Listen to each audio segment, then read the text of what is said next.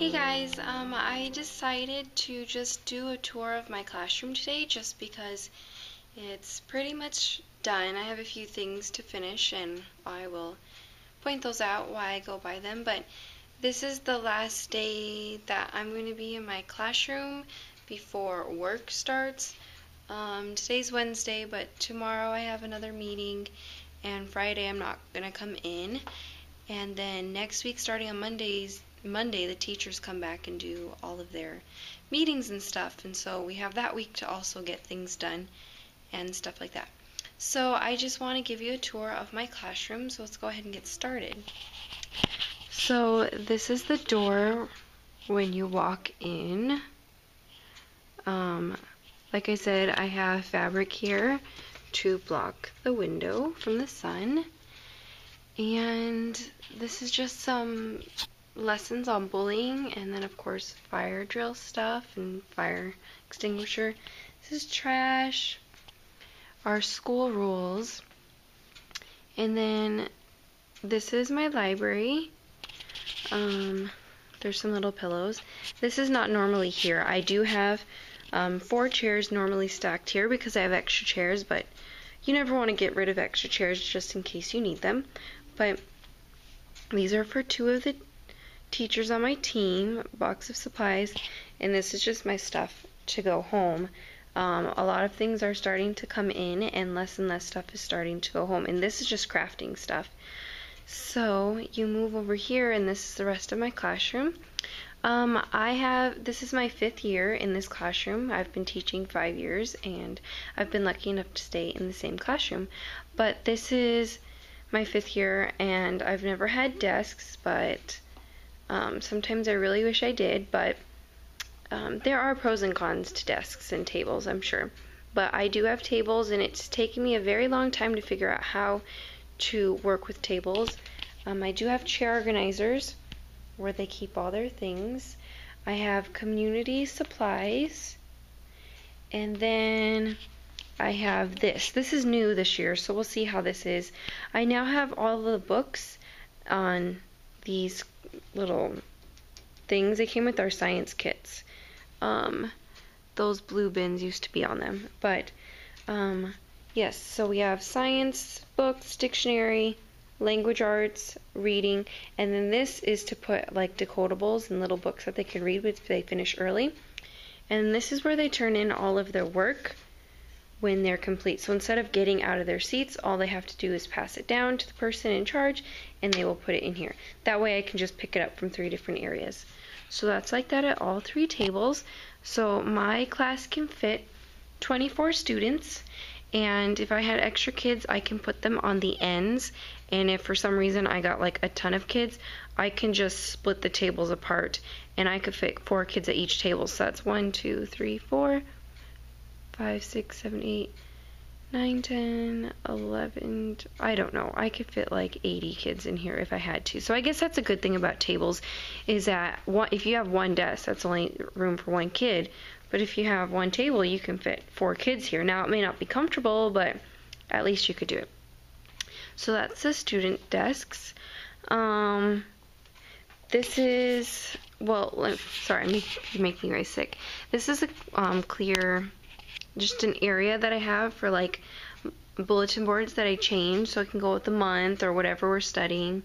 Usually the first few weeks of school I put like transportation, so how the kids get home. And this is my behavior chart that I made a post about.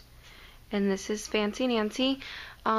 It says, I love being fancy, and this year I'm thinking of whenever the kids think of like really good words that they think are fancy, I'm going to let them write them and then put them on an index card and tape them right there. So let's go back to where I was going to take you. So you walk this way, and this is kind of my area. I have my filing cabinet and my phone, and then this is just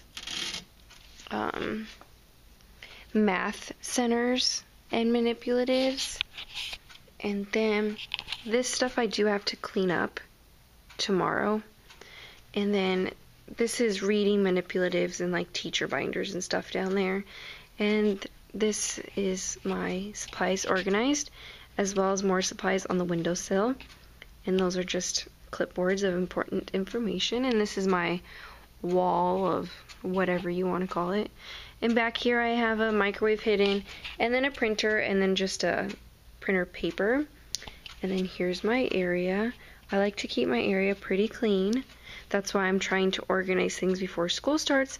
That way I do not start school with a mess. So these are basically cubbies that aren't used. They're just holding my extra bins and more printer paper, but that will go away. And then up here, I actually did this today. I put black fabric to hide, and then I just made little pennant flags.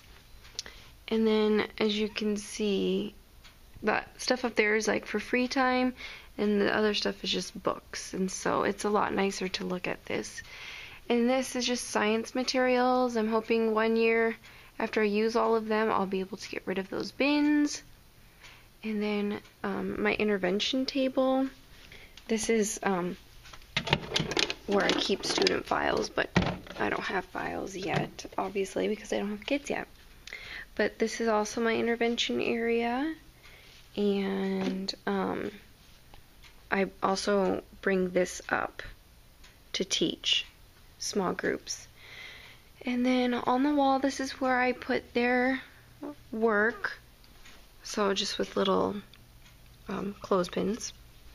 And then I have frames up there for artwork or whatever we feel like doing.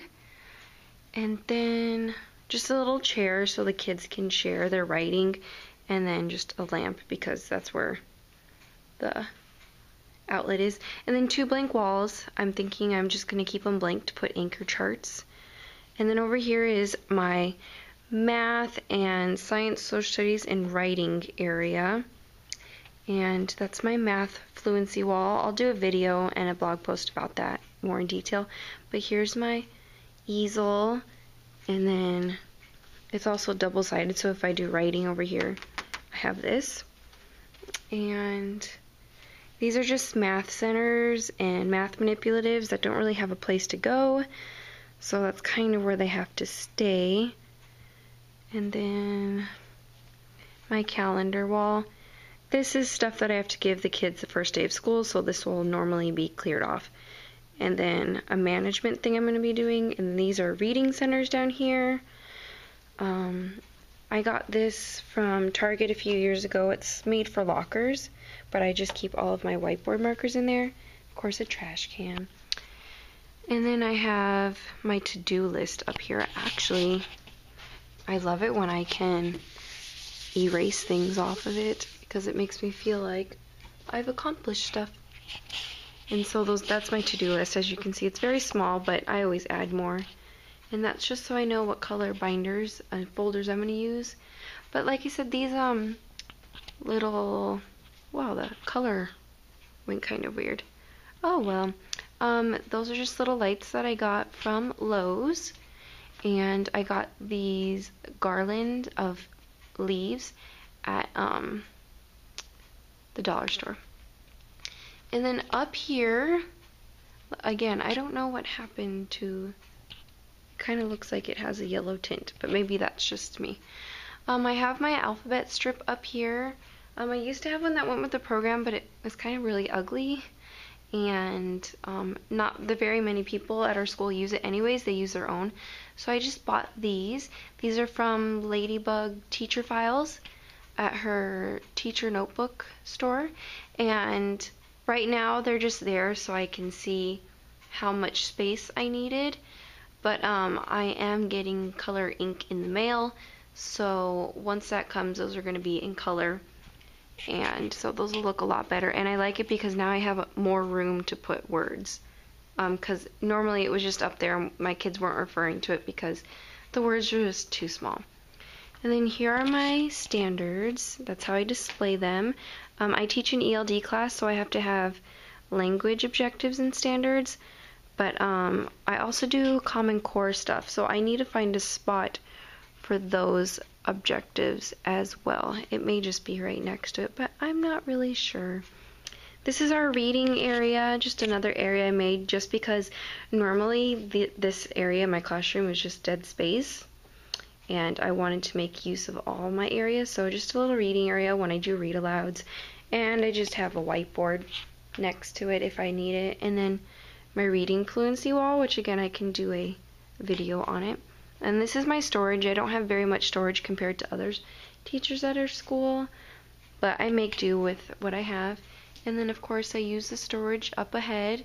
This is treasure box, but I'm bringing in a different box from home, so that will probably go.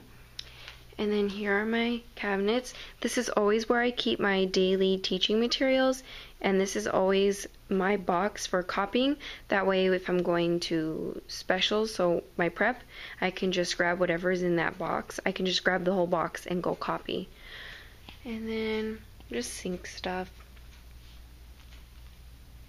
And nothing really too amazing. Another whiteboard that I use to hold my charts, and this, which I actually have to take down. So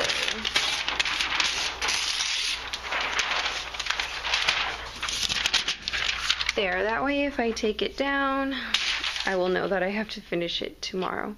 And then we come back over here and back to the store, and as you can see, it is a bathroom. I've always wanted to like decorate this bathroom, but I'm not really sure, just because I know that the kids could like mess around in here and you just want them to go in and out.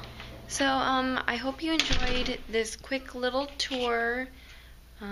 I will take pictures and post them on my blog for more detailed. If you have any questions or you want me to explain something more in detail, feel free to ask me. Like I said, there's still some cleaning up to do, and I still have to make things like their hanging table names and stuff like that. But again, I will make separate videos or blog posts for that. So make sure to visit my blog, www.darlinglittlelearners.com, for pictures of my classroom and just for more tips and tricks. So I'll see you in the next video. Bye.